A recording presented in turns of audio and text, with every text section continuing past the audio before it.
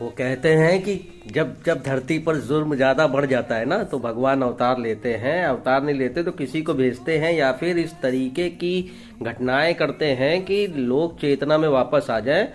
तो ये जो मोदी जी से गलती कहो या जानबूझ के कहो, खैर किया तो जानबूझ के है, क्योंकि उनको लग रहा था सवर्ण मूर्ख हैं, वो तो अपने घरों में पड़े रहेंगे, बाहर आएंगे नहीं, तो आराम से बिल पास हो जाएगा, लागू हो जाएगा। किसी को क्या पता है, हम राष्ट्रवादी चूरन बेचते रहेंगे, ये चाटते रहेंगे, बीजेपी बीजेपी करते रहेंगे। तो वो कहते हैं कि जब जुल्म की इंतहा हो जाए ना, तो भगवान स्वयं जो है वो प्रकृति का हिसाब किताब खुद करने लगते हैं। तो ये जो यूजीसी पे जो बवाल छिड़ गया और सवर्ण सड़कों पे आ गया है ना, तो भाइयों सवर्णों, ये ये समझो स्वयं प्रभु की इच्छा है।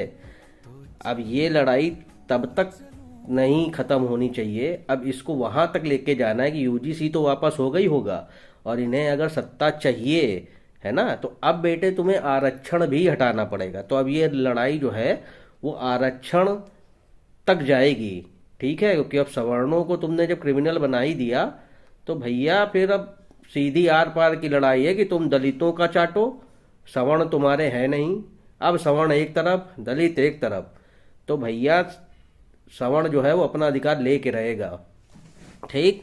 तो अब या तो सवर्णों को भी आरक्षण मिलेगा 50%, या फिर दलितों का आरक्षण जाएगा, ये गारंटी है। नहीं तो बीजेपी अगले 70 साल आएगी नहीं सत्ता में, और वो सारी पार्टियां जो अखिलेश यादव हो, मायावती हो, जो सब कुछ कर रहे हैं, लेकिन अभी भी उनके मुंह से यूजीसी को लेके आवाज नहीं उठी, तो वो ये ना समझे कि सवर्ण चूतिया है कि बीजेपी से धोखा खाया तो उधर आएगा। नहीं, हम अपनी अलग पार्टी बनाएंगे, अलग झंडा बनाएंगे, और हम अपना दम अलग भरेंगे।